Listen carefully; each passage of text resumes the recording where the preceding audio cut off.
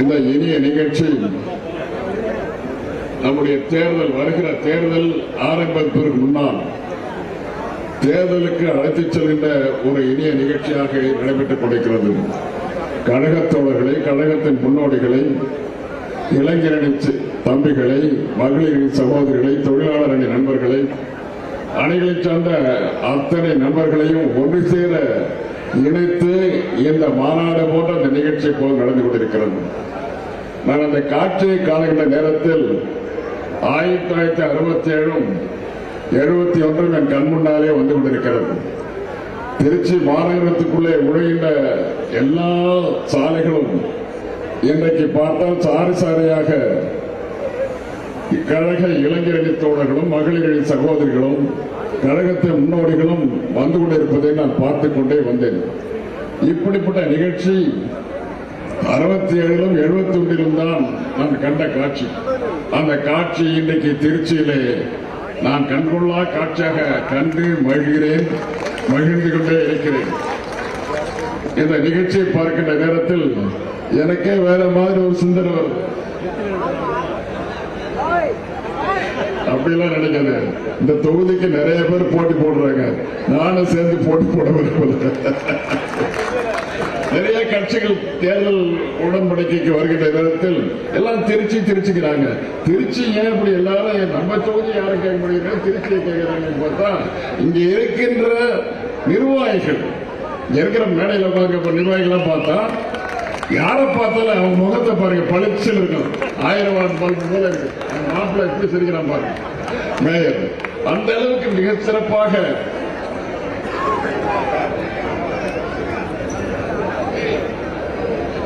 பணியாற்றிக் கொண்டிருக்கின்ற கழக நிர்வாகிகள், இளைஞரணி தோழர்கள், மகளிரணி சகோதரிகள் இப்படி அனைவரும் ஒருங்கிணைந்து ஒரு சேர ஒற்றுமையோடு பணியாற்றுகின்ற இந்த திருச்சி மாநகருக்கு உள்ள பெருமை என்னவென்றால், இது என்னுடைய அருமை நண்பர் கழகத்தின் முதன்மை செயலாளர் தம்பி KN நேரு அவர்களால் அழைத்துச் செல்லப்படுகின்ற இந்த மாவட்டம்.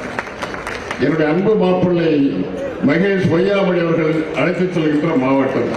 அவர்கள் இருவரும் படைத்தறிவுள்ளதாக இருந்து இந்த மாவட்டத்தை அழைத்துச் செல்கிறார் என்றால் இதற்கு வேறு எந்த காரணம் இருக்க முடியாது. அன்பு தளபதி அவர்களுடைய தலைமையில் மாவட்ட கழக செயலாளர்கள் முறையாக வழிநடத்துகிறது என்றால் இதை நான் சொல்ல முடியும்.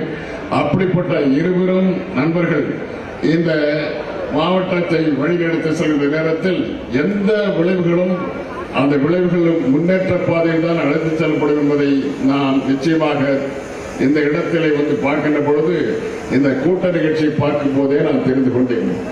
ஆக இந்த சோழ மண்டலத்திற்கு பல்வேறு சிறப்புகள் உண்டு.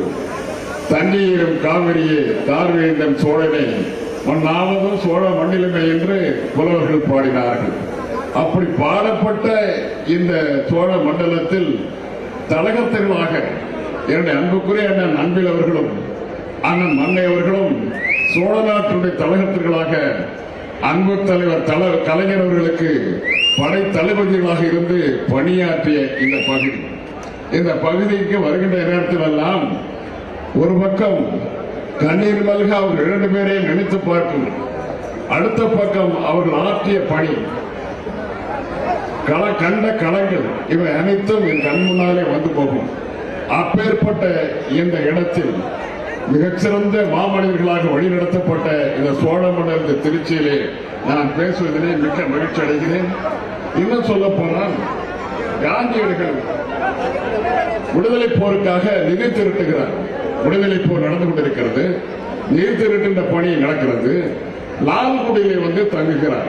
ஒரு இரவு லால்குடியிலே வந்து மாலை நேரத்தில் தங்குகின்ற நேரத்தில் விடுதலை போராட்டத்திற்காக நிதி தருகின்ற மக்கள் அங்கே வந்து செல்கிறார்கள்.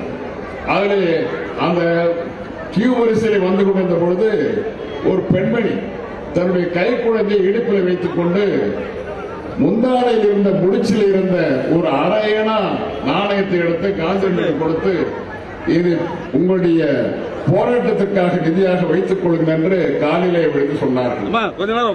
காந்தியடிகளுக்கு கண்ணீர் வந்து விட்டது. கண்ணீர் மல்க அந்த தாயை பார்த்து கேட்டால், இது குழந்தைக்கு பால் கொடுக்க வைத்திருக்கின்ற இந்த காசை இடம் கொடுத்து விட்டால் எப்படி குழந்தைக்கு பால் கொடுப்பீர்கள் என்று கேட்டார்கள். அப்போது அவர் சொன்னார், என்னுடைய குழந்தை நிச்சயமாக நாளை காலைக்குள் எங்கேயாவது கடன் வாங்கியாவது அந்த குழந்தைக்கு பால் விட்டு விடுவேன்.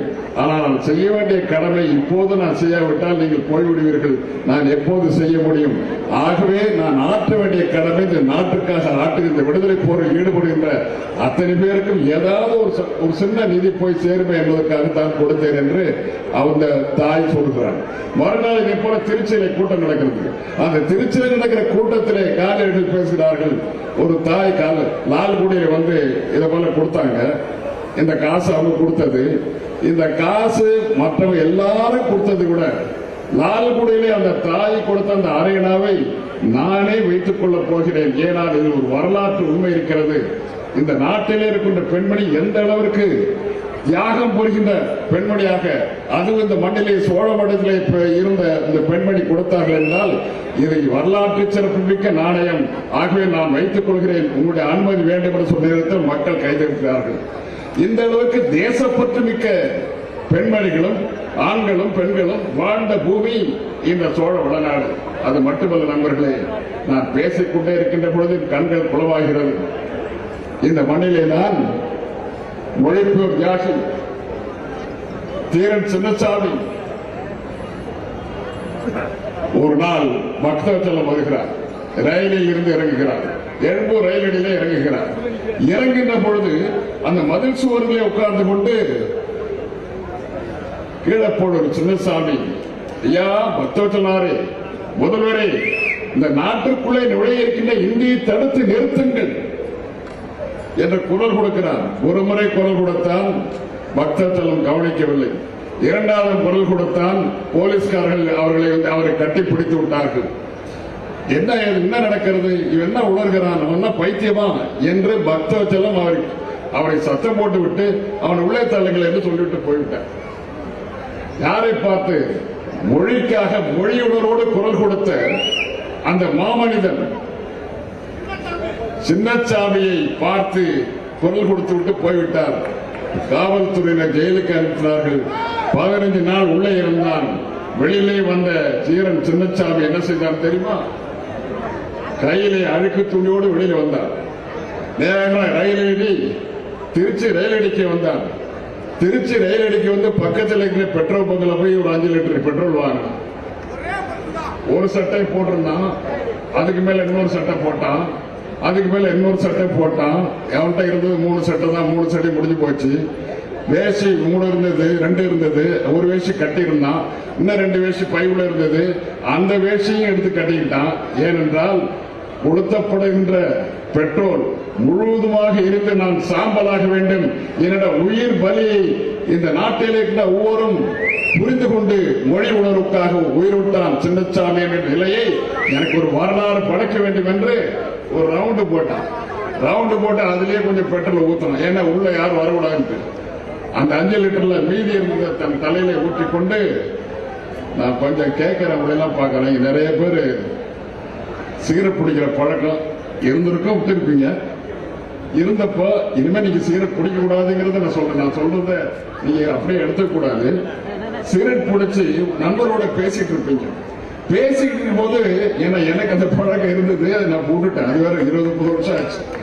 இந்த கையில அதை அப்படியே கொஞ்சம் கொஞ்சமா பார்த்துட்டே வருவோம். கடைசியில் என்ன அவனுடைய விரலையே சுட்டுடும். பேசிட்டே இருக்கின்ற நண்பரோடு பேசிட்டு மகிழ்ச்சியாக பேசிக் கொண்ட நேரத்தில் நெருப்பு சுடும். சாதாரண சிகரெட் துண்டில் இருக்கிற சின்ன நெருப்பு பட்டாலே அப்படி துடிக்கிறீங்களே. இந்த சின்னசாமி எந்த அளவுக்கு தன்னுடைய உடல் முழுவதும் கட்டி எறிகின்ற பொழுது தமிழ் வாழ்க இந்தி ஒழிக, தமிழ் வாழ்க இந்தி ஒழிக என்று கற்றினாங்க. அந்த வீரமரவன் தியாக மரவன் சின்னசாமி உயிர் விட்டு தியாகம் புரிந்த மொழிக்காக தியாகம் புரிந்த அந்த மண் இந்த சோழ மண்டலம். ஆகவே இந்த மண்ணிலே பேசுகிற நான் பெருமையோடு தலை நிமிர்ந்து பேச விரும்புகிறேன். தமிழுக்காக உயிர் கொடுக்கின்ற இந்த சோழ மண்டலம், நாட்டு விடுதலைக்காக தியாகம் புரிகின்ற பெண்கள் இருந்த இந்த சோழ மண்டலத்தில் நான் பேசுவதிலே மகிழ்ச்சி அடைகிறேன். இப்படிப்பட்ட நல்ல இடத்தில் நான் சில மோசமான விஷயங்களையும் பேசியாக வேண்டியது. ஏன்னா நாட்டு நடப்பு அப்படி இருக்கிறது. ஐயா நம்முடைய மாப்பிள்ளை பேசினார், அன்பழகன் பேசினார், வைரமணி பேசினார். பேசின நேரத்தில் என்ன சொல்றாங்க, எங்களுடைய தலைமை அமைச்சர் பிரதம மந்திரி பார்த்து குறை சொல்றார், அந்த மோசமா பேசினார். நான் கேட்கிறேன், தலைமை அமைச்சர் இந்த நாட்டினுடைய பிரதமர், அவரை பத்தி இப்படி பேசலாமா? நான் கண்டிக்கிறேன். உங்களுக்கு இருக்கிறீங்களே, அப்ப நான் கொண்டிக்கிறது தப்புன்னு சொல்றீங்களா? ஆஹா, நல்ல சரியான அறிவாளிகள் தான் இருக்கின்ற. காரணம் என்ன? 2014 அறைகூவல் விடுக்கிறார். இந்த நாட்டிலே 5 ஆண்டு காலம் எனக்கு ஆட்சியை தாருங்கள், 5 ஆண்டு காலம் ஆட்சியை தந்தால் நான் என்னென்ன செய்கிறேன் என்பதை இன்றைக்கு உறுதிமொழி இல்லை, இப்ப கேரண்டியா மாறி போச்சு. பார்லிமெண்ட்ல என்னன்னு சொல்றா, கேரண்டி. இது மோடியுடைய கேரண்டிங்கிறான். அவன் கூட வந்து பேச பேச அவன் கட்சிக்காரங்களும் கேரண்டி, மோடி கேரண்டி முன்னாலே சொல்லுவான். முன்னாலே மோடி கேரண்டி, ஒவ்வொரு கேரண்டி. நான் கேட்க 2014 கொடுத்த கேரண்டி என்னப்பாச்சு? 15 லட்சம் ரூபாய் கொடுக்கிறேன். எந்த பணத்தை? வெளிநாட்டுக்கு சென்று இந்த ஆட்சி நடத்தியவர், இவ்வளவு நாள் ஆட்சி நடத்தியவர் கண்டும் காணாம இருந்த இந்த கருப்பு பணம் வெளிநாட்டில் கூட பதிவு வச்சிருக்காங்க. நான் ஆட்சிக்கு வந்தால் 100 நாள்ல அந்த பணத்தை எல்லாம் இங்க கொண்டு வருவேன். எந்த பணத்தை? கருப்பு பணத்தை. நான் கருப்பு பணத்தை கொண்டு வந்து 15 லட்சம் ரூபாயும் ஒவ்வொரு வீட்டிற்கும் கொடுப்பேன், ஒவ்வொரு வீட்டிற்கும் 15 லட்சம் ரூபாய் கொடுக்க போகிறேன் என்று கேரண்டி கொடுத்தது என்ன ஆச்சு? 10 வருஷம் ஆச்சுயா. இதை நீங்க கேட்க வேண்டாமா? இதை கேட்க வேண்டிய நிகழ்ச்சி இந்த நிகழ்ச்சி. அதுக்காகத்தான் அந்த 15 லட்சம் ரூபாய் என்ன ஆச்சுன்னு நீங்க போய் கேட்கணும். யாரை பார்த்து கேட்கணும்? யாரோ சுத்திட்டு இருக்காங்களே, பிச்சைக்கார மாதிரி சுத்திட்டு இருக்காங்க நிறைய பேர். எப்படியாவது எங்காவது நான் அந்த பேரெல்லாம் சொல்லி எனக்கு இழிவு தேவை. நீங்க யார வேணாலும் நினைச்சுங்க. நான் கேட்கிறேன், என்னோட பேச்சு முடிவில் கடைசியில ஒரு சொல்றேன், இது நடக்குமான்னு அப்ப சிந்திச்சு பாருங்க. இவங்க எல்லாம் நினைக்கிறாங்களே, அது நடக்குமா அப்படிங்கிறது பின்னால பேச்சு முடிவில் நான் சொல்றேன். அது வரைக்கும் சொல்ல மாட்டேன், அது ரகசியம். ஆக 15 லட்சம் ரூபாய் தருகிறேன் சொன்னவர் இதுவரை எங்கே போனார்? 5 வருஷம் ஆச்சு, 15 வருஷம் முடிய போதையா, ஏன் கொடுக்கல? நான் கேட்கிற சூடு சொல்ற மான ரோஷம் இருந்தா அந்த கட்சியை சார்ந்த பதில் சொல்லணும்ல, சொல்றாங்களா? இதே திருச்சியில வந்து சொல்லட்டும். திருச்சிக்குள்ள வர்றதுக்கு அவ்வளவு தூரம் அவங்களுக்கு கோவிச்சுக்கிறாரு. திருச்சி வந்து ஏறி அவர்களுடைய ஆலைக்கு உட்பட்ட மாவட்டம், தம்பி மகேஷ் பொய்யாவினுடைய ஆலைக்கு உட்பட்ட மாவட்டம். இந்த இடத்துல வீரர்களுக்கு மட்டுமே இடம் இருக்கிறது, கோழைகளுக்கு இல்லை. அப்புறம் சொன்னார், எங்க பிரதம மந்திரி சொன்னார், நான் ஆட்சிக்கு வந்தா 2 கோடி இளைஞர்களுக்கு வேலை வாய்ப்பு. எல்லாம் படிச்சு சும்மா இருக்காங்க. இது நியாயமா? இது இத்தனை ஆண்டு கால ஆட்சி காலத்துல ஒரு இளைஞர் கூட வேலை கொடுக்கலையே. 2 கோடி இளைஞர்களுக்கு வேலை வாய்ப்பு தர ஒரு ஆண்டுக்கு 10 வருஷம் ஆச்சு சார். 10 வருஷம் ஆச்சு. 20 கோடி இளைஞர்களுக்கு வேலை வாய்ப்பு கொடுத்திருக்கணும். நீ கொடுத்தியா? திருச்சிக்கு வருவாரு, அவர் வரலாம், இல்லைன்னா அவங்க ஆளுங்க யாராவது வருவாங்க. 2 கோடி மக்களுக்கு இளைஞர்களுக்கு வேலை வாய்ப்பு கொடுக்கிறேன்னு சொன்னியப்பா, என்னப்பா ஆச்சுன்னு அன்னைக்கு கேட்கணும் நீங்க. அது மட்டுமல்ல, விலைவாசியை கட்டுப்படுத்து. பெட்ரோல் இனிமே வந்து அந்த விலையில கிடையாது, 35 ரூபாய் பெர் லிட்டர் கொடுக்குறேன். நீங்க மறந்துட்டீங்க போல, உங்களுக்கு ஞாபகம் இல்லையா? 35 ரூபாய் பெர் லிட்டர் கொடுக்க போறேன், ஆகவே எனக்கு ஓட்டு போடுங்க சொன்னார். இது கேரண்டி. 35 ரூபாய் கேரண்டி கொடுத்தாரு. 2 கோடி மக்கள், 2 கோடி இளைஞர்களுக்கு கேரண்டி கொடுத்தாரு. எல்லாமே பொய் பொய் பொய். பொய்ன்னு சொல்லக்கூடாது, பாராளுமன்றத்தில் பொய்ன்னு சொல்லக்கூடாது, அது அன்பார்லிமெண்ட் வேர்ட். சார் உண்மைக்கு புறமா சொன்னார்.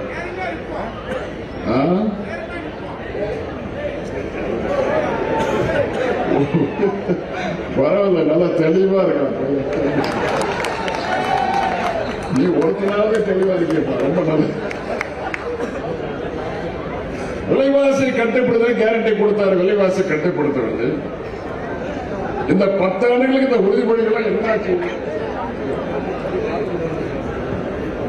அடுத்து சொன்னார், எம்எஸ்பி குறைந்தபட்ச ஆதார விலை நான் கொடுப்பேன் அப்படின்னாரு. இந்த குறைந்தபட்ச ஆதார விலை குறைந்தபட்ச ஆதார விலை நெல்லுக்கு கொடுக்கிறாரு. கொடுத்தாரா? அவரே கொண்டு போய் கொடுக்கிறார். அவர் குஜராத் முதலமைச்சராக இருக்கிறார். குஜராத் முதலமைச்சராக இருக்கின்ற பொழுது என்ன நடக்குது? மன்மோகன் சிங் நாட்டினுடைய பிரதமர். மன்மோகன் சிங் நாட்டினுடைய பிரதமராக இருந்த பொழுது 2007 2006 Swaminathan M S Swaminathan number Kumbakonam Iyer M S Swaminathan முன்னாள் அக்ரிகல்ச்சர் செக்ரட்டரியா இருந்தாரு. அப்புறம் சி சுப்பிரமணிய சார் கிட்ட வந்து அவர் வந்து அக்ரிகல்ச்சர் செக்ரட்டரியா இருந்தார். அதுக்கப்புறம் ஒரு அமைச்சர் இவர் சி சுப்பிரமணிய அமைச்சராக இருந்த பொழுது அவர் ரிட்டையர் ஆயிட்டார். ரிட்டையர் ஆன பிறகு அறிக்கை கொடுக்குறாங்க. என்ன அறிக்கைன்னா, இந்த விவசாயிகளுடைய பொருட்கள் விளைபொருட்கள் அத்தனைக்கும் குறைந்தபட்ச ஆதார விலை கொடுத்தால்தான் விவசாயி காப்பாற்றப்படுவான். விவசாயி காப்பாற்றப்பட வேண்டுமானால், செழுமையாக நல்லபடியாக இருக்க வேண்டுமானால், நல்வாழ்க்கை வாழ வேண்டுமானால் இந்த எம்எஸ்பி மினிமம் சப்போர்ட் பிரைஸ் குறைந்தபட்ச ஆதார விலையை கொடுத்தாக வேண்டும் என்று எம் எஸ் சாமிநாதன் குழு அறிக்கை வைக்கிறது. இந்த அறிக்கை கொடுக்கிறது யார்கிட்ட கொடுக்கிறாங்கன்னு சொன்னா மன்மோகன் சிங் கிட்ட கொடுக்கிறாங்க. மன்மோகன் சிங் என்ன பண்றாரு? 2007 பாராளுமன்றத்தில் அறிக்கை வச்சு டிஸ்கஸ் பண்ண விட்டார். பாராளுமன்ற உறுப்பினர்கள் டிஸ்கஸ் பண்றாங்க. டிஸ்கஸ் பண்ணிட்ட பிறகு என்ன சொல்றாருன்னா, இது என்டிசி மீட்டிங்ல வைக்கணும். உறுப்பினர்கள் சொல்றாங்க தேசிய வளர்ச்சி குழுமம். அந்த தேசிய வளர்ச்சி குழுமத்தில் எல்லாரும் இருப்பாங்க. ஆளுங்கட்சி இருக்கும், எதிர்கட்சி இருக்கும், எல்லா முதல்வர்கள் இருப்பாங்க. மிகப்பெரிய நிகழ்ச்சியாக ஒரு 1000 பேர் இருப்பாங்க. இந்த தேசிய வளர்ச்சி குழுமத்தினுடைய நிகழ்ச்சி நடக்கின்ற பொழுது என்ன சொல்றாங்க முதலமைச்சர்கள்லாம், இதுல ஒரு குழு போடுங்க. இந்த சாமிநாதன் குழு தீர ஆய்ந்து அறிந்து ஒரு சரியான முடிவுகளை எடுக்க வேண்டும். அந்த முடிவை எடுத்துட்ட பிறகுதான் இதுல பர்தரா ப்ரொசீட் பண்ணணும். இதுக்கு ஒரு ஆக்ட் கொண்டு வரணும், சட்டம் கொண்டு வரணும் என்று கேட்கிறாங்க. என்னாச்சு? ஒரு கமிட்டி போடப்படுது. நல்லா புரிஞ்சுங்க, வெரி வெரி இம்பார்ட்டன்ட் பாயிண்ட். அந்த கமிட்டி போடப்படுகிறது. கமிட்டி போடப்படுகின்ற பொழுது உடுப்பா அந்த பையனை உடுங்க, என்ன போலீஸ்காரர் வந்து போகும், அவனெல்லாம் ஒண்ணு போடாது போறது பொழுது கமிட்டி போடும் பொழுது இந்த தலைவராக இந்த குழுவினுடைய தலைவர், நீங்க கூட்டத்தை கவனிங்க, எதுக்கு அவசியம் போட கமிட்டி போடுகின்ற பொழுது இந்த குழுவினுடைய தலைவராக மோடியே இருக்கட்டும் என்று குழு முடிவெடுக்கிறது. எம்டிசி மீட்டிங்ல போடுறாங்க. மோடி தலைவராக இருந்த குழு என்ன குழு? சாமிநாதன் கமிட்டி பரிந்துரையை ஆய்வு செய்வதற்கு மோடியே அத்தனை அதுல வந்து எல்லா முதலமைச்சர்களும் அதுல இருக்காங்க. அந்த கமிட்டியில எல்லா முதலமைச்சர்களும் இருந்து மோடி தலைவராக இருந்த அந்த குழு அறிக்கை கொடுக்கிறது. எப்ப கொடுக்கிறது? 2011 மோடி அறிக்கை கொண்டு போய் மன்மோகன் சிங் கொடுக்கிறார் பிரதமர்கிட்ட. குஜராத் முதல்வராக இருந்த மோடி மன்மோகன் சிங் அறிக்கை கொடுக்கிறார். அவர் சொல்றார், ஐயா ஐயா பிரதமர் அவர்களே, காலம் வந்துவிட்டது. The time has come. எதுக்கு? எம்எஸ்பி முடிவு பண்றதுக்கு, சட்டம் கொண்டு வரதுக்கு காலம் வந்துவிட்டது. அந்த காலத்தை உடனடியாக முடிவு செய்து சட்டத்தை கொண்டு வாருங்கள். எதுக்கு? சட்டத்தை கொண்டு வாருங்க. குறைந்தபட்ச ஆதார விலைக்கான சட்டத்தை நீங்க உருவாக்கி கொடுங்க என்று குஜராத் முதல்வராக இருந்த மோடி அன்றைக்கு சொன்னார். எந்த இயர்? 2011.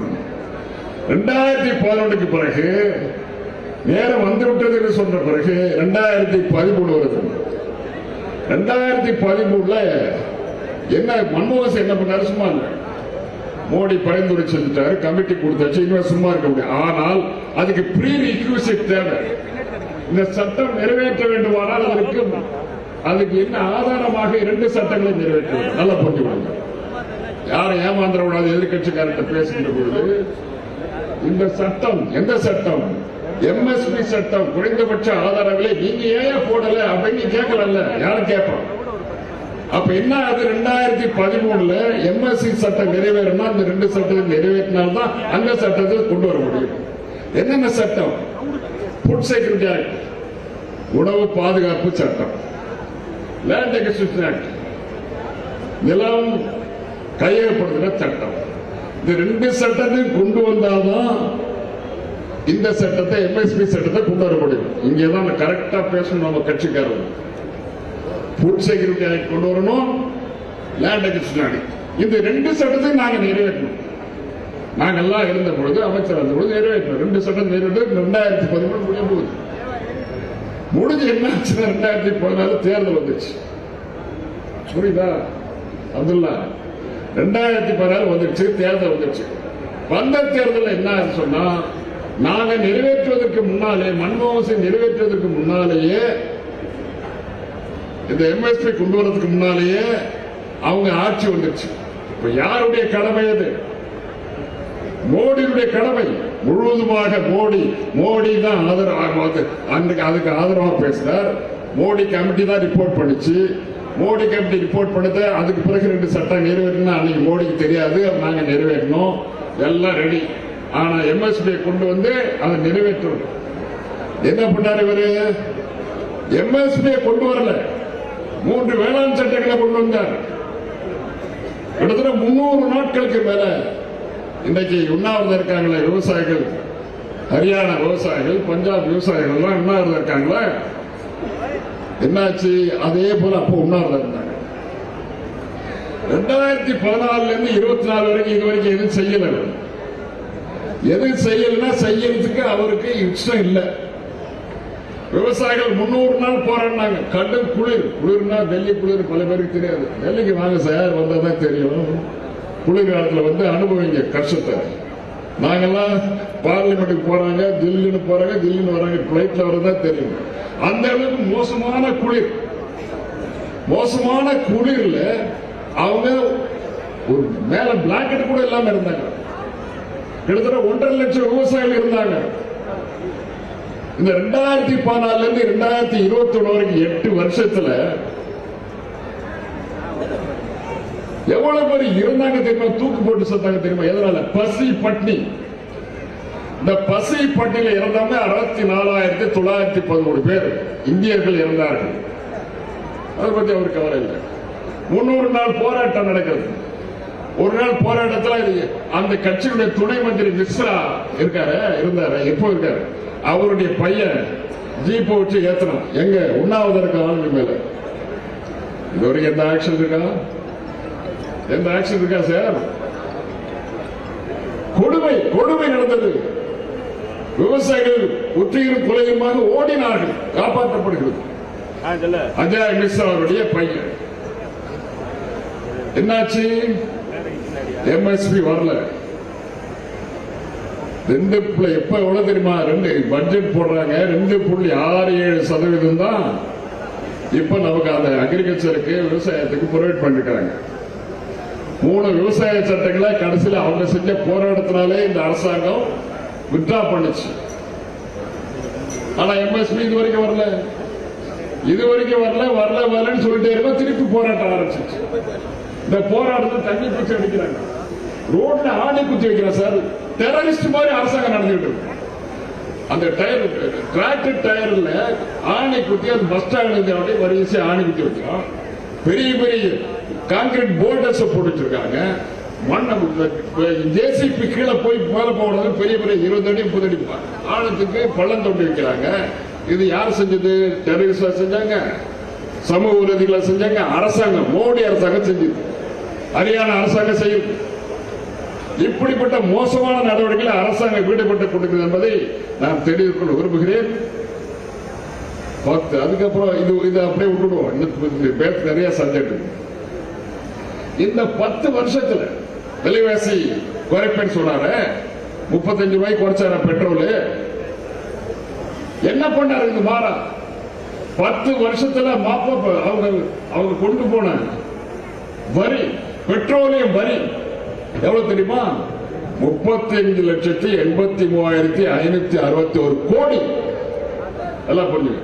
வந்தவங்க ஒரு நோட் புக் எடுத்துக்கிட்டு எழுதுறதுக்கு வசதியா இருக்கணும். சும்மா அப்படி தலையாட்டு போனா என்ன ஆகுது? வேஸ்ட் தானே நான் பேசுறது. 35,83,651 கோடி.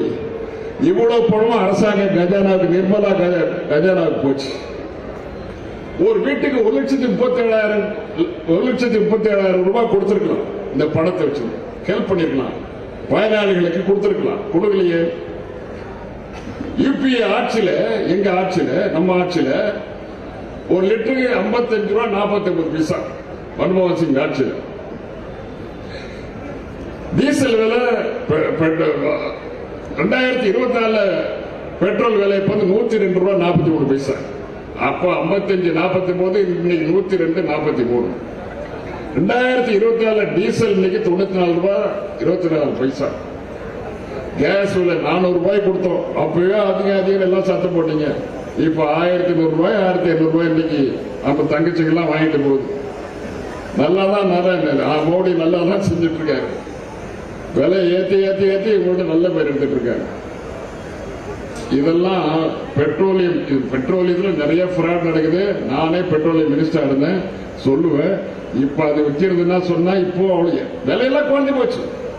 என்ன காரணம்? வெளிநாட்டுல வந்து கச்சா எண்ணெய் அதிகமா விற்குது, அதனால அந்த விலை ஏத்தினா அப்ப சொல்லிட்டு இருந்தாங்க. ஒண்ணுமே கிடையாது, எல்லாம் கடை விலை குறைஞ்சு போச்சு. போர் நடக்குதா, எல்லாம் குறைஞ்சு போச்சு. இப்ப சாதாரணமா 60 ரூபாய் 70 ரூபாய்க்கு வேலை கொடுக்க கூடாது.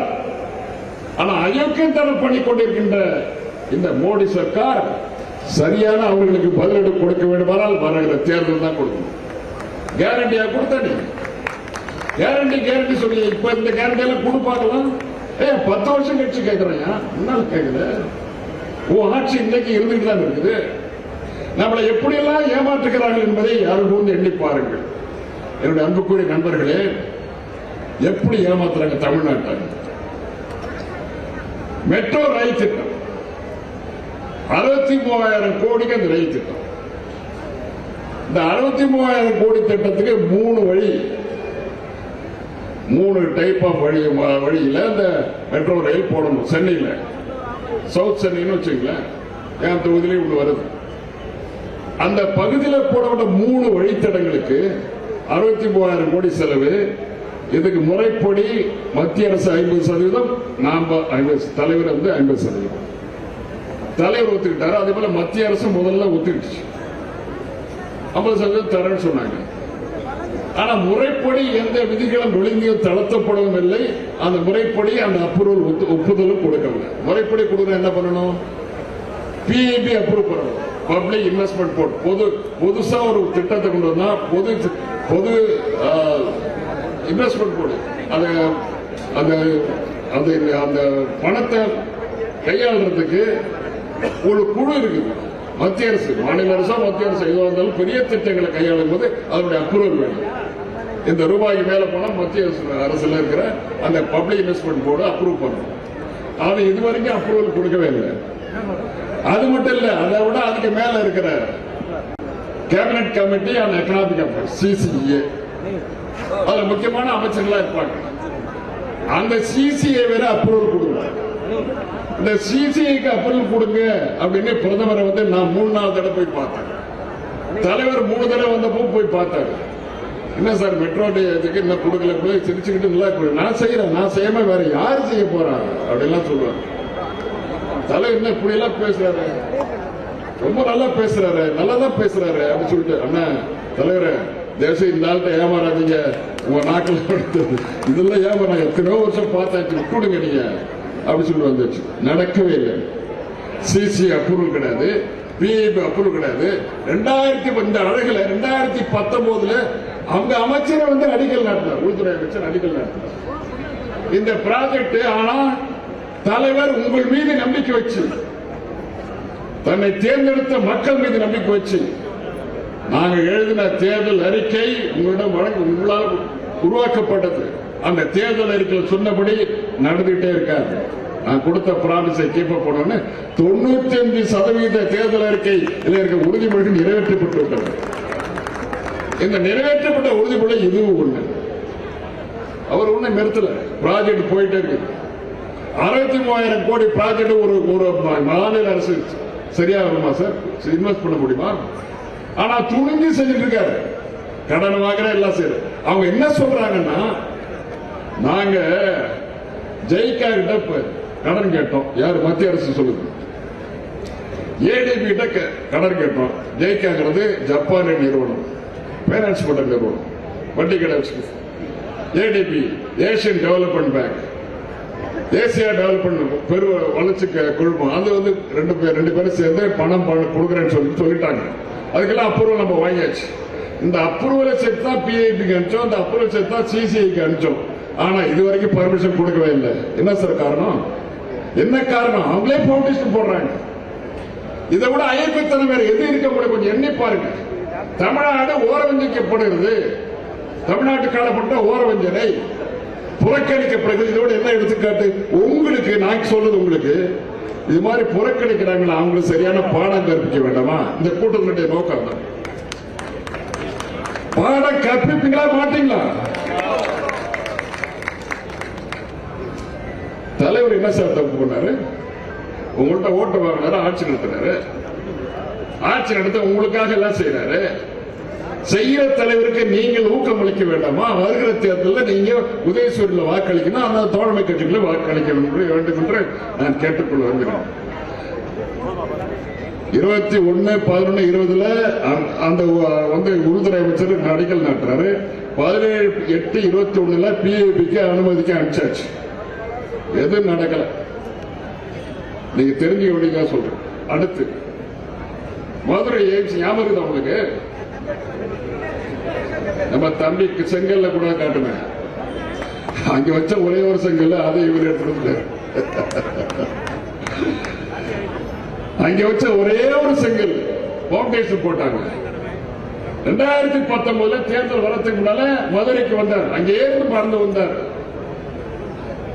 பறந்து வந்து அந்த மதுரை எய்ம்ஸுக்கு நான் இனிமே கட்டி முடிச்சுடுவேன். 1800 கோடி ப்ராஜெக்ட் இதுல கட்டி முடிச்சுடுவேன். மதுரைக்கு பிரகாசமான கல்லூரி வரப்போது, பிரகாசமான ஹாஸ்பிட்டல் மருத்துவமனை வரப்போது. என்ன மேட்டர் பேசிட்டு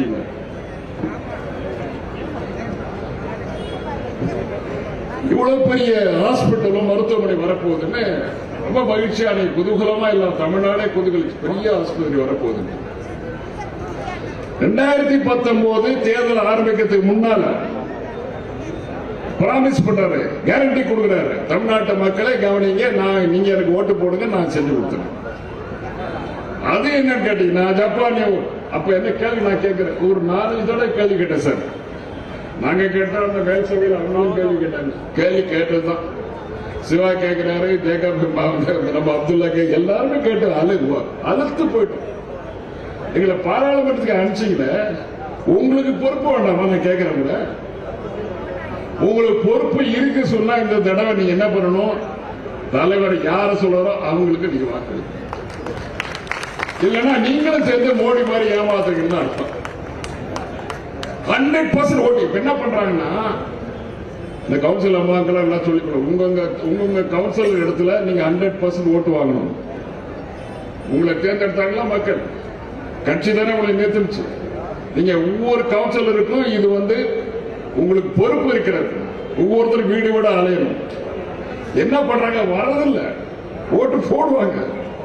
நாங்க போடாம இருப்போமா? என்ன நீங்க வந்து எங்களை கேட்கணுமா? ஏங்க அடிக்கடி வர்றீங்க, உங்க கால் வலிக்கலையா என்று அப்படிலாம் சொல்லுவாங்க லேடிஸ், தங்கச்சிங்கெல்லாம் சொல்லுவோம். ஆனா தங்கச்சி சொல்றதோ அப்படியே உட்காந்து ஓட்டு போட. நீ மத்தியானத்துக்கு மேல என்னமா ஓட்டு போட வரல? எல்லாரும் போட்டிருப்பாங்க, நான் வந்து போட்டாதான் நீ ஜெயிக்க போறீங்களா? நீங்க தான் ஜெயிச்சிருவீங்களே. எப்படி சொல்றது? கட்சிக்காரன் இருக்கான், சகோதரி இருக்காங்க, சகோதரன் இருக்காங்க. இவங்கிட்ட தான் நீங்க படு ஜாக்கிரதையா நடந்துக்கணும். மோடி கூட மோசமானவங்க.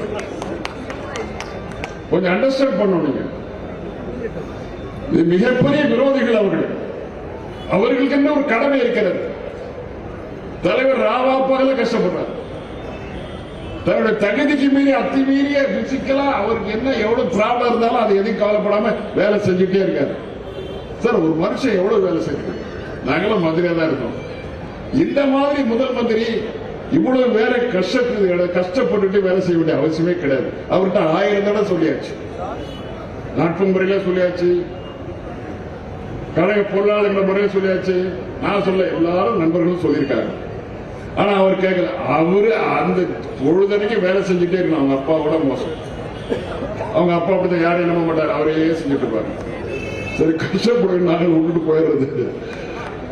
அவருக்கு பழக்கமா வச்சு சின்ன பொருள் இவர் நாடி ஒற்றை நாடி உடம்பு.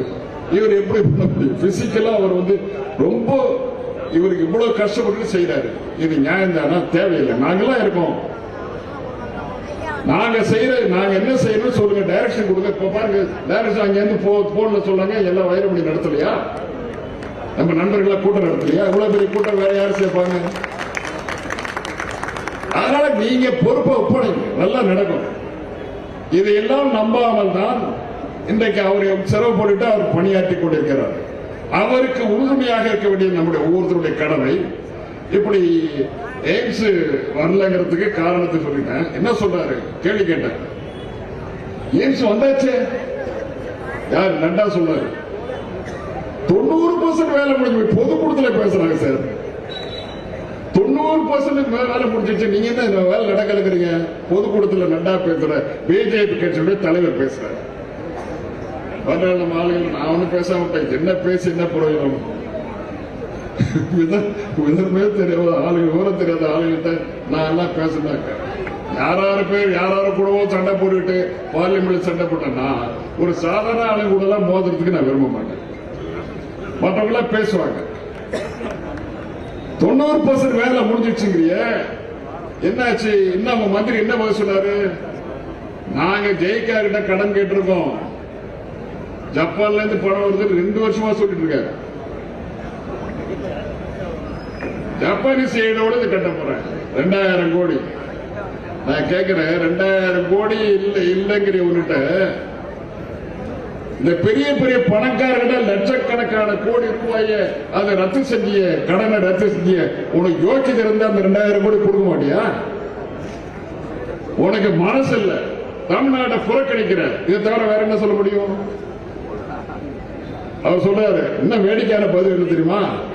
நாங்க 50 பேர் வச்சு ராமநாதபுரத்தில் ஆரம்பிச்சிட்டோம். எது? எய்ம்ஸ் கல், மதுரை எய்ம்ஸ் கல்லூரி ராமநாதபுரத்தில் ஆரம்பிச்சிட்டோம். எங்காவது நியாயம் இருக்குதா? வேற பண்ணி மீச மட்டும் இருக்குது உனக்கு. இதை போய் இந்த ஆளை போய் கேட்கறியா? ஒரு கேள்வி. இவ்வளவு பெரிய மீச மதுரை வர மாதிரி மீச வச்சுக்கிட்டு இருக்கு. அந்த ஆளு மாதிரி சொல்றான். என்ன சொல்றான்ல? 50 பேர் வச்சு கிளாஸ் நடத்துறோம். எங்க நடத்துறோம்? ராமநாதபுரம் கல்லூரியில் நடத்துறோம். என்ன நடத்துறோம்? மதுரை எய்ம்ஸ் அங்கேயே நடக்குது.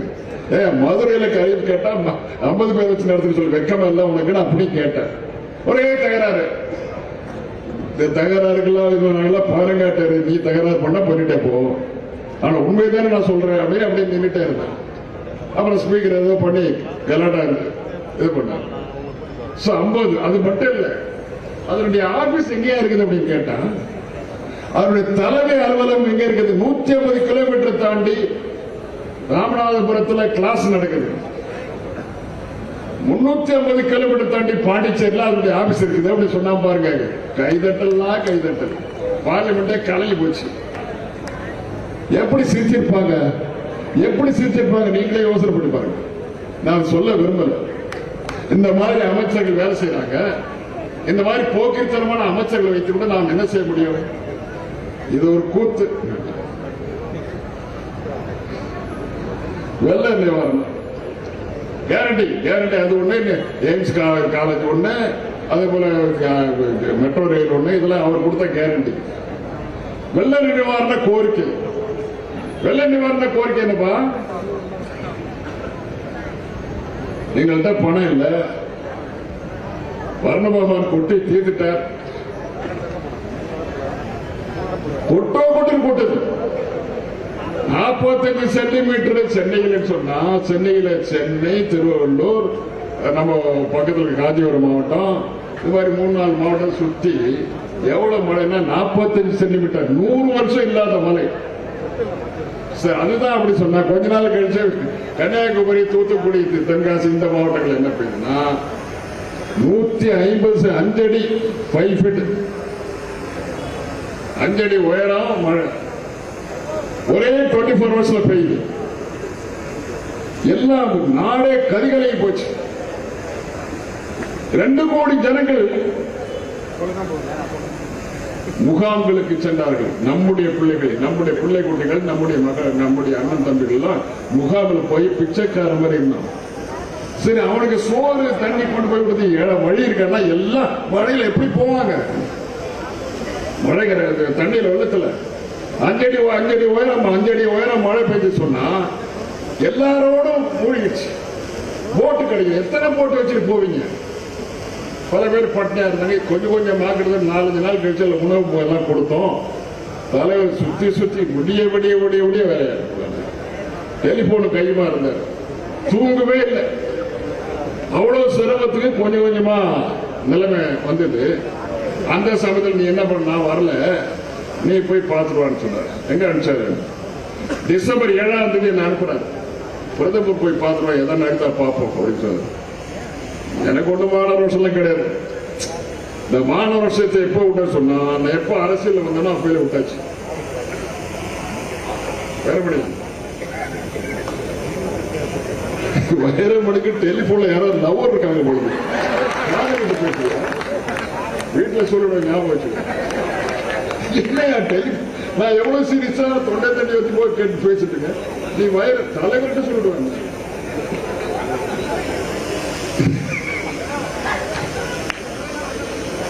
வேற ரொம்ப நல்ல நண்பர். அவன் நேருக்கு மட்டும்தான் எனக்கெல்லாம் பயப்பட மாட்டாங்க. சொல்லி எனக்கு போகும்போதே சொல்லிடுவாங்க. 7ஆம் தேதி போனேன். 7ஆம் தேதி போன உடனே ஐயா நான் இவ்வளவு தூரம் பேசுறதுனா நான் அவர்கிட்ட மன்னிப்பு கேட்கிற மாதிரி இருக்கும். ஏன்னா அவர் என்ன பண்ணாருன்னு சொன்னார். என்னை கட்டி பிடிச்சி முத்தவிடல, அவ்வளவுதான். அந்த அளவுக்கு என் மேல கிடக்கு. அவ்வளவு அன்பா. என்னாச்சு? வாட்டர் சாப்பிடும் ஹெல்த் எப்படி இருக்குது? என்ன ஹெல்த் பார்த்துக்க. அதுக்கு சொல்லு. நீ என்ன இப்படி இருக்க? நீ எப்படி இருக்க? ஒரு வார்த்தை சொன்னாரு. நான் கூட சொல்லக்கூடாது. ஏன்னா அவ்வளவு பெரிய மனுஷன் நானும் பேசுறேன். ரகசியத்தை வெளியில சொல்றது அந்த கெட்ட பேர் எனக்கு வரும். அது சொல்ல மாட்டேன். நீங்களே பயப்படுவீங்க. அந்த அளவுக்கு ஆயப்படுது. அவர் பேசினார், நானும் பேசணும். அவர் என்ன பேசினாரோ அதை விட என்கிட்ட நானும் பேச தெரியுமில்ல. எனக்கு தலைவர் கற்றுக் கொடுத்து பெரியவர் எப்படி எதிர்கிட்ட பேசணுங்கிறத மாறன் சார் கற்றுக் கொடுத்தாரு. மோசமான எதிர்கிட்ட நீ எப்படி பேசணுங்கிறத முதல் கற்றுக் கொடுத்து மாறன் சார் தான். அவர் பெரியவர்கள்லாம் மிஞ்சுவார். எப்படி ஸ்ட்ராட்டஜி போடணும், எப்படி கண்ணியா பேசணும், எந்த இடத்துல இருக்கணும், எங்க எப்படி உட்காரணும், எப்படி அவன் காலத்துக்கு போட்டானா நீர் காலத்துக்கு போடணும். நீ கீழே அவங்க சாதாரணமா உட்கார கூடாது. அவன் ஏன்னா நீ ஏண்டான்னு கேட்கணும். ஆனா அவனுக்கு மொழியிலேயே பதில் சொல்ல கத்துக்கணுங்கிறது முதல்ல சொல்லி கொடுத்தது அண்ணன் மாறன் தான். அவங்கெல்லாம் ப்ரிப்பேர் பண்ண போதுதான் என்னுடைய உடம்பு சாதாரண வந்து ஸ்டீல் மாதிரி ஆயிடுச்சு, எறும்பு மாதிரி ஆயிடுச்சு. அதுக்கப்புறம் எனக்கு சொரணை தேவையில்லை. சூடு சொரணை இருந்தா அரசியல்ல கண்டினியூ பண்ண முடியாது. அவர் பேசுறேன், நானும் பேசுறேன். கடைசியில இந்த பென்ஷன் கொடுக்குற போட்டோ எடுத்துக்க வேண்டாமா? புரியுதா அவனுக்கு? இந்த பென்ஷன் அங்கே அவர் சேர்ல முன்னால வந்து கொடுத்தேன். பென்ஷன் கொடுக்குற போட்டோ எடுத்துக்க வேணாம். தேசிய கொடி பக்கத்தில் போய் வான்னு சொல்லி பிடிச்சிட்டு போட்டோ எடுத்துக்கிட்டோம். இந்த பெட்டிஷன் கொடுக்குறது மாதிரி ஒரு போஸ். சார் அந்த போஸ் கொடுத்ததுதான் சார் பத்திரிகை வந்து நீங்க பார்த்துருக்கீங்க. இந்த போஸ் கொடுத்தே 10 வருஷம் முடிஞ்சிச்சு. 10 வருஷமா போஸ் கொடுத்துட்டே இருக்க, பெட்டிஷன் கொடுத்துட்டே இருக்க, உண்மை நடக்கலையே. அவர் கொடுத்த கேரண்டி என்னாச்சு? அதெல்லாம் கிடையாது. வெள்ள நீ வரலாம் கேட்காத. It is my duty. நான் பாத்துறேன். கலைஞர் தலைவருக்கு சொல்லிட்டு அப்படின்றாரு.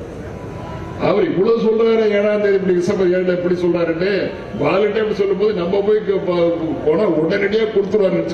19 போலாம் பிளைட் டிக்கெட் போட்டு 19 போனோம் 2 பேரும். சார் போகும்போது ஒரு மூலையில உட்காந்துருக்காரு. அப்படியே ஓடி வந்தார் தலைவர். எனக்கே பயந்து இப்படி என்ன அடிக்க வராரு. அந்த அளவுக்கு அவரை வந்து அழைச்சிட்டு அவர் 2 பேரும் போய் உட்காந்தாங்க. நானும் பையன் பக்கத்தில் உட்காந்து. இது வந்து நடந்தது டிசம்பர் 19.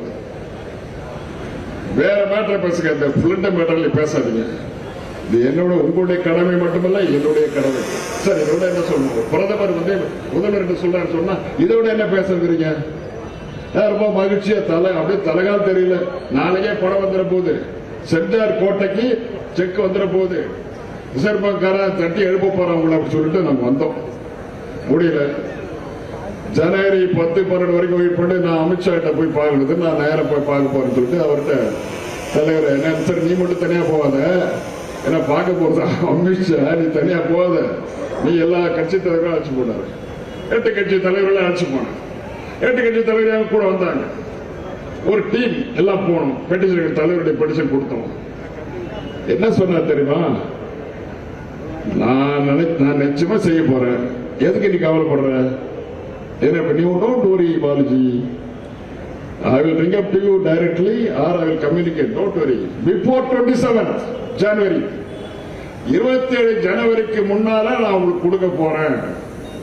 ஒரு அரை நிமிஷம், ஒரு நிமிஷம் கூட அப்புறம் இல்ல, 27க்கு முன்னாலே நான் செஞ்சிட போறேன் அப்படின்னு இப்படி சொன்னார். யாரு? இந்த நாட்டினுடைய ஹோம் மினிஸ்டர். சொல்லியாச்சு, நடக்கல. நடக்காதனால நான் என்ன பண்ணேன்? பார்லிமெண்ட்ல கொஸ்டின் போட்டேன். அந்த சைட்ல சிவா இவங்க கத்துறாங்க. ராஜ்யசபால எங்க ஹவுஸ்ல நான் கேட்டேன். போதெல்லாம் ரெண்டு நம்ம சின்ன பிள்ளைங்க எல்லாம் பேச விட்டேன். ஒன்னும் நடக்கலாம். அவங்க பாட்டு வாங்கி காத்துல பறந்துட்டே இருந்தது. சரி, நம்ம கொஞ்சம் எழுந்து வீரமா பேசி பார்ப்போம்னு பேசுனேன். சார், பேசுறதுதான் அர்த்தம். நான் ஒண்ணும் சொல்லல.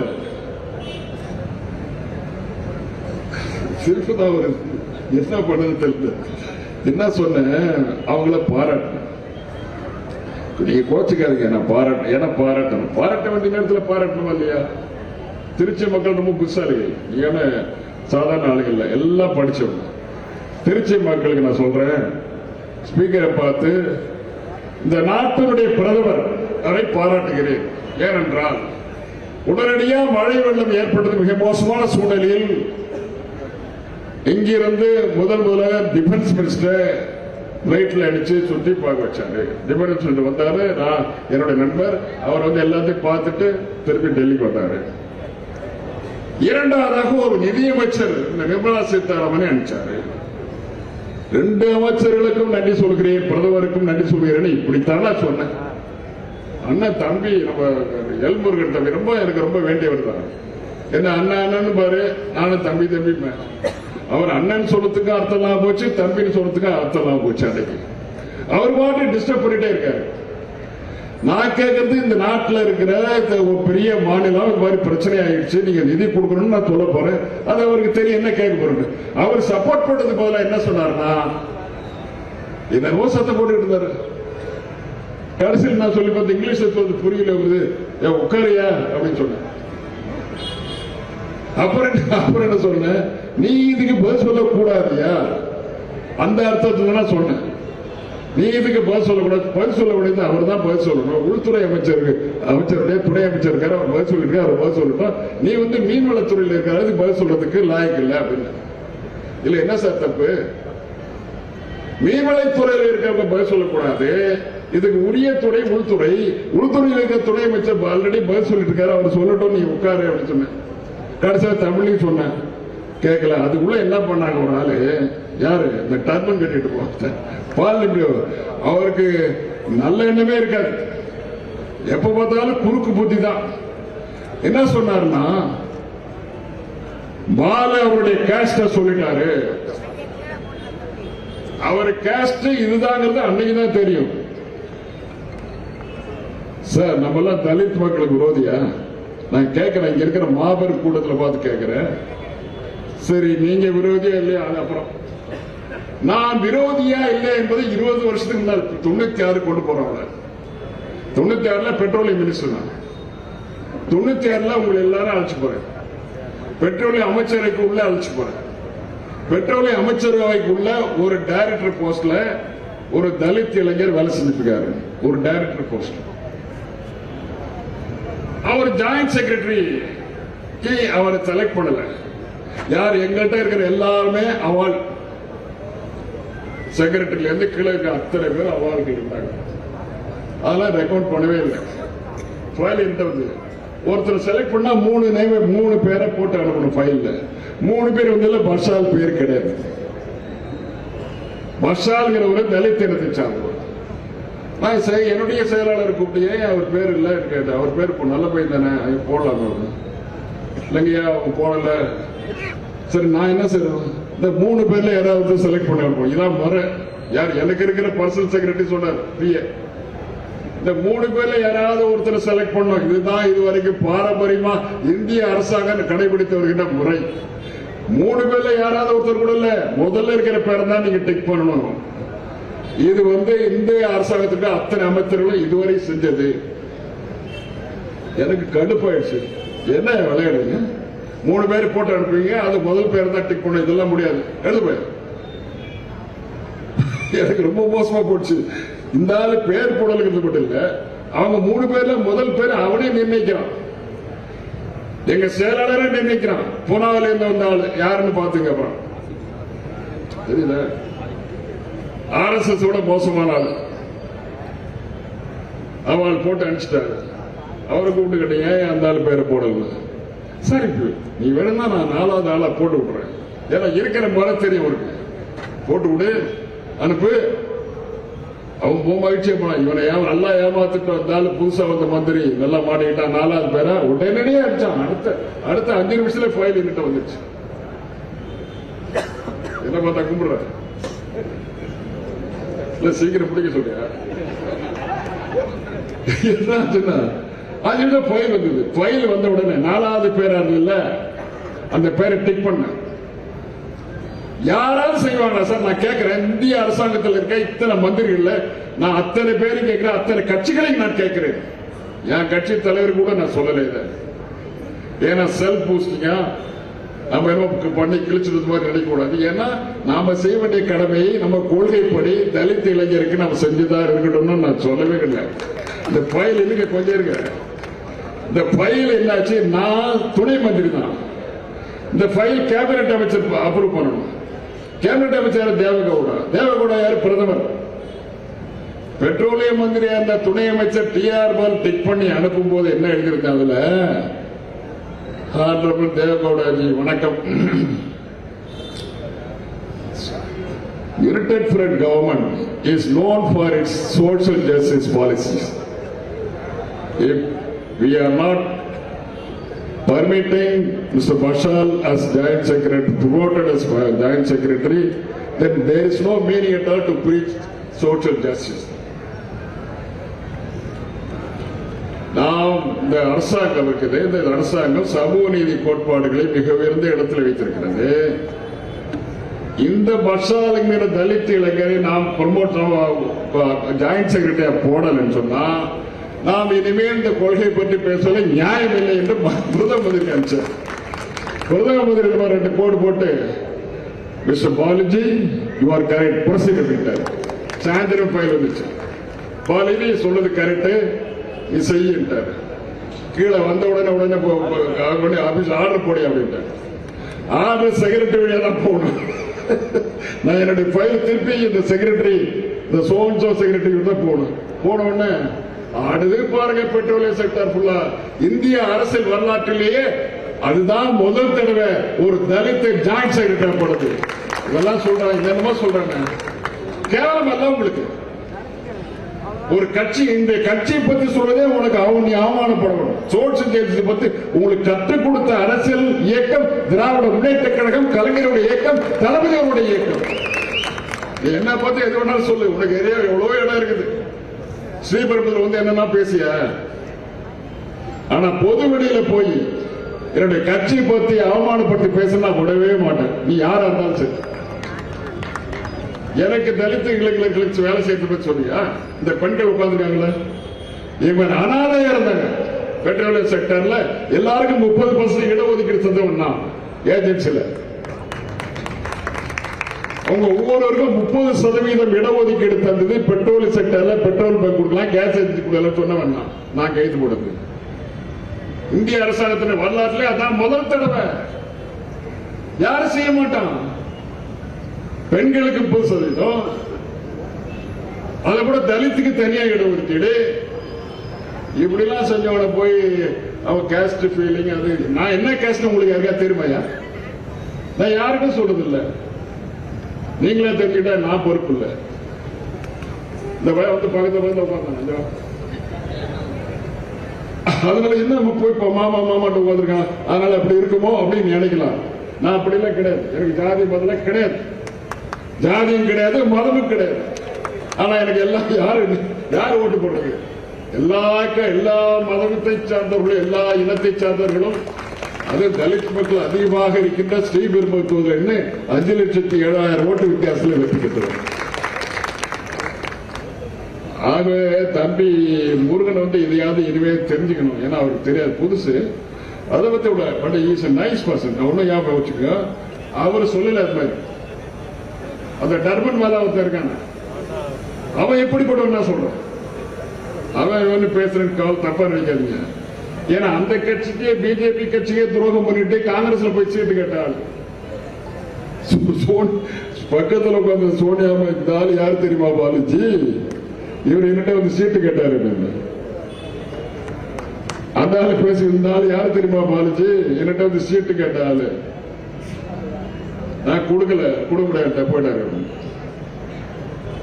இது இப்படி அவர் கொடுத்த கேரண்டியில ஒண்ணு. யாரு வாஜ்பாய் கொடுத்த கேரண்டி, பிஜேபி கொடுத்த கேரண்டி தானது சேது சமுத்திர திட்டம். சார் இன்னைக்கு சொல்றேன், அந்த சேது சமுத்திர திட்டத்தை பேனா எடுத்து கோடு போட்டு இந்த திட்டம் வேண்டும் என்று சொன்னவர் வாஜ்பாய் அவர்கள், மாண்புமிகு வாஜ்பாய் பிரதமர். அது எல்லாரும் கைது போடுறாங்க. இப்ப காமர்ஸ் மினிஸ்டரா இருக்கிறவர் இருக்காருல்ல, அவர் அப்பா இருந்தவர் வேத்பேஸ்வர் கோயில், இப்ப இருக்கிற கோயிலோட அப்பா, அவர் கைது போட்டுக்காரு. திருநாவுக்கரசு கைது போட்டுக்காரு. எல்லாரும் கைது போட்டு அந்த ஃபைல் கையில இருக்குது, இன்னையும் ஆபீஸ்ல இருக்குது. எங்க பார்லிமெண்ட் ஆபீஸ் வந்து எல்லாத்தையும் எடுத்து காட்டுவாங்க. எல்லா பிஜேபிக்காரும் கைது போட்டிருக்காங்க. நான் வந்து அது கேபினட் அப்ரூவல் கொண்டு போனா முழுமைப்பெற வச்சேன். கேபினட் அப்ரூவல் கொண்டு போயிட்டு அந்த ப்ராஜெக்ட டிபிஆர் போட்டு அதை ஆரம்பத்திலே கொண்டு வந்து பவுண்டேஷன் போட்டு இன்னும் 23 கிலோமீட்டர் தான் பாக்கி இருக்கு. கொஞ்சம் கண்ணா மூடிட்டு இருந்தா நான் முடிச்சிருப்பேன். Only 23 kilometres. 23 கிலோமீட்டர் இருக்கும் போது எல்லாம் போயிட்டாங்க. நம்ம தங்கச்சி ஜெயலலிதா போச்சு, பிஜேபி காரன் போனா, எல்லாரும் போயிட்டு ஒரு வழியா கோர்ட்ல வந்து ஆர்டர் வாங்கிட்டாங்க. இப்ப என்ன ஆர்டர் சொன்னா, அது மாதிரி மேன்மேன் ஸ்ட்ரக்சரே கிடையாதுடா பாவிக்கலான்னு கோர்ட்டே சொல்லிடுச்சு. எந்த கோர்ட் என்னை எதிர்த்து ஸ்டே கொடுத்ததோ அதே கோர்ட் இனிமே கிடையாது, அது மாதிரி கிடையாது, நீங்க ப்ரொசீட் பண்ணலான்ட்டாங்க. சரி, அந்த பிராமிஸ் அப்ப வாஜ்பாய் கொடுத்த பிராமிஸை நீங்க இப்ப பண்ண வேண்டாமா? உறுதிமொழி அல்லவா, கேரண்டி அல்லவா? அந்த கேரண்டி செய்யல, என்ன பண்ண போற? அதுக்கு வேற வெட்கக்கடன் என்ன பேர் வச்சிருக்காங்க? அந்த சேது சமுத்திர திட்டத்தை 120 திட்டம், சேது சமுத்திரத்தில் 120 திட்டம் நான் கொண்டு வந்த திட்டம். நான் அதெல்லாம் முடிக்கிறதுனால வந்துட்டு வெளியில வந்தாச்சு. நான் அமைச்சரா இல்லை, நான் இருந்ததுன்னா வந்திருக்கும். தமிழ்நாட்டில் கிட்டத்தட்ட 60-70 திட்டங்கள் தமிழ்நாட்டுக்கு இருந்தது, போச்சு. இப்ப அந்த திட்டத்துக்கு என்ன பேர் வச்சா? சாகர் மாலா, கடல் மாலை அப்படின்னு பேர் வச்சா. வைக்கணும்.